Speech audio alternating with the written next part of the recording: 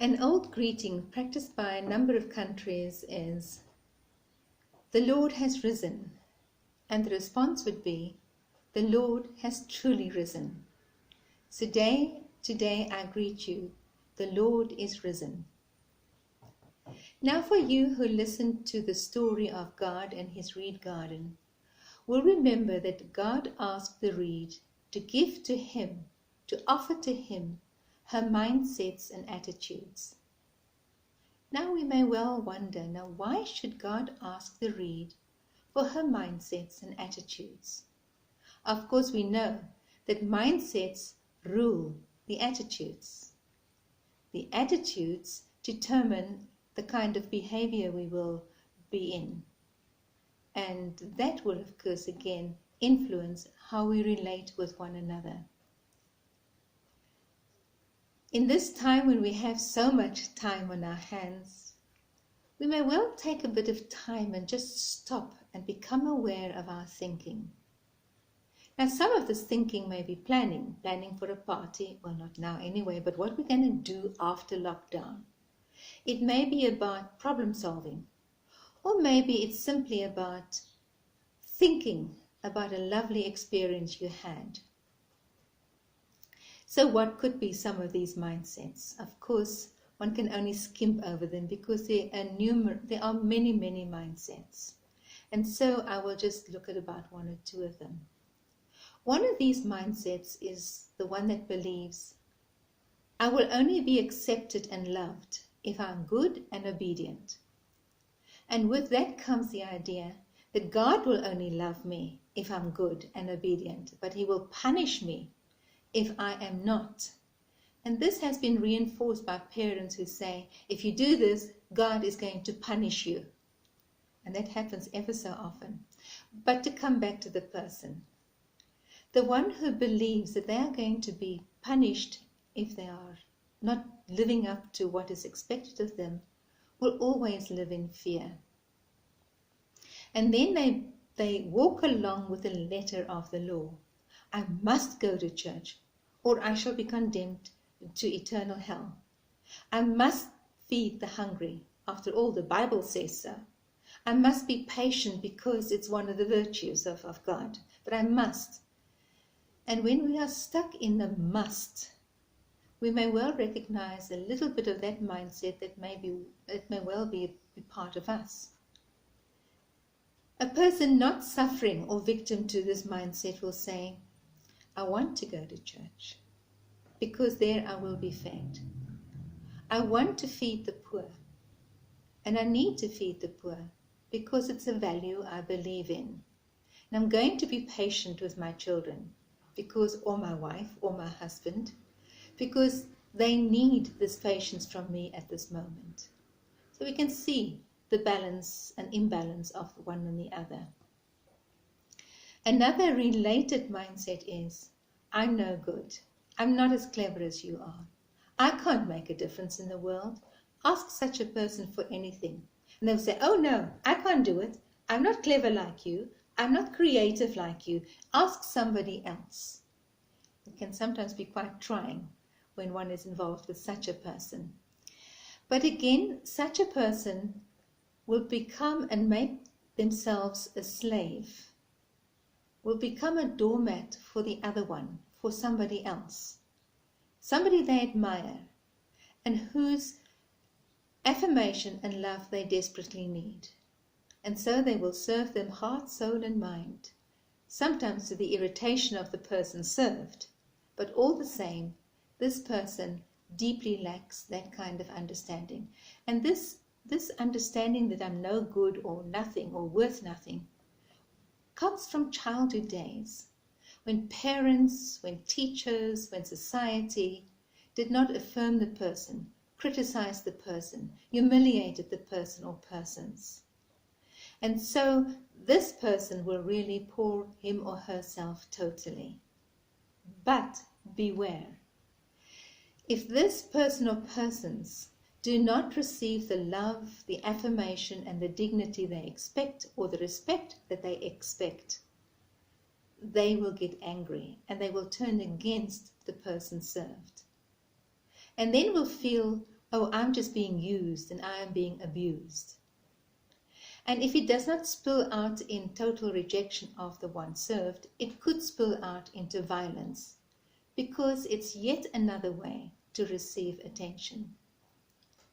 But what intrigues me is what happens up here, the conversations in the mind.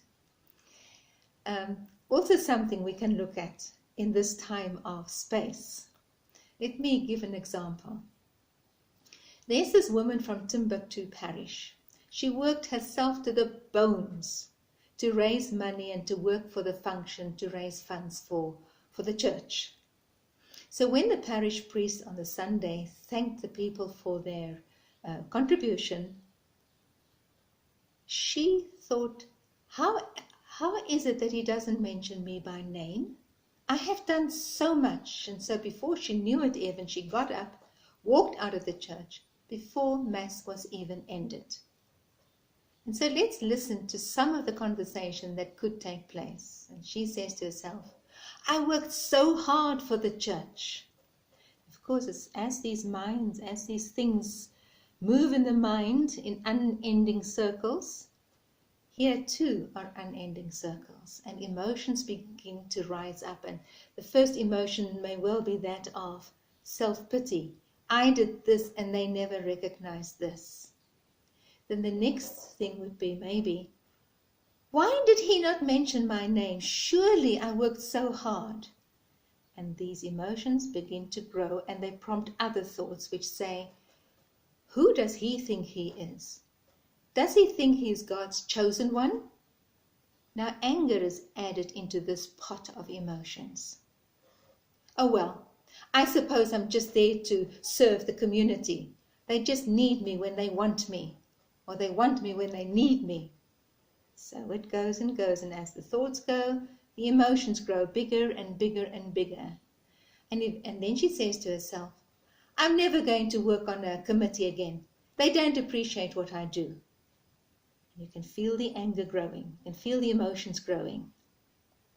And finally, she says, I'm going to leave this church. What's the use? I'm working in it, and nobody thinks anything of me. They're just false. I'm not interested anymore. And so with this in mind, she decides she's going to go to the priest. So she knocks on the door, and when the priest opens the door, before she could say a word, the priest said, oh, my dear lady, how happy I am that you have come back. Why did you leave the church so early? You know, some of our altar servers went to the sacristy to fetch something for you, a small token of all that you had done for the church in this particular event. And all that boiling cauldron of emotions and anger and hatred and retribution just leaves her empty, all for nothing, because the mind was telling her a whole book of lies. Do we sometimes get caught in that? Oh, I'm sure of it. But then I'd like to mention another mindset, and it's one that's pretty strong, and it's motivated by racial means, and not only one particular race. Oh no, it's the burden of every single race. And it's been born, it's probably part of the milk that we drank. And I caught myself the other day, I'm ashamed to say. I was driving to church. Now most of our roads is one mesh of potholes. There is just simply no way to miss a pothole. And every time I felt my wheels thump through a hole, my anger would begin to rise. And as the anger rised, so my thoughts were spinning in my head. I'm not telling you what kind of thoughts went. But I can tell you this, because I believe that if we focus on certain mindsets, if we believe the stories that our mind tell us, we deepen that groove of the mindset. And so I stopped myself in my tracks, because I knew this was not right. Because the more I dwell on what I'm angry about, the more angry I would become, and the bigger and bigger the yarn would be. And so it is with us when we look at the world. Look at the many things that are happening in the world. What is motivating the actions of our leadership, of groups of people? What would be the mindset that determines the behavior? And maybe in this time that we have, take a bit of conversation time with those who can understand and see, can you recognize what is the mindset of the decisions made in our world today? Take a particular case. And I suggest don't come with a quick answer. Oh, they like this and they like that. No. Make it a time of contemplation. Be serious about it. Because truly, if we can understand what the mindset is, we can understand the behavior. That doesn't mean we condone what is happening, but at least there is a better understanding. Now, the other interesting thing is, I think about quite often, what would happen to our conversation if we excluded gossip? What would be the content of our conversation if we stopped criticizing? And on the other hand, what if understanding took the stage? What then would be the content of our conversation? You know, our mind is extremely powerful. The mind can destroy or it can create. And when we answer the call to work with Mary and Jesus for the sake of the salvation of the world, then we would first of all have to recognize, what are my mindsets? What are my attitudes? What are my behaviors that comes out of me to bring about life or destruction? And once I know these, and I can ask God, of course, to enlighten me and the Spirit to enlighten me, God will let us know in no uncertainty. I know that from example, from experience. Then we can offer this to God, not just because He would want to have it, but so that He can heal what is broken and so that He can enrich what is whole. Because when we have a wholesome mind, then we live a wholesome life. And when we live a wholesome life, we create a wholesome family, a wholesome church, and a wholesome society. The power we have with our minds to create the new, to give birth to life, is unbelievable. I wish you continued joy in the celebration of resurrection.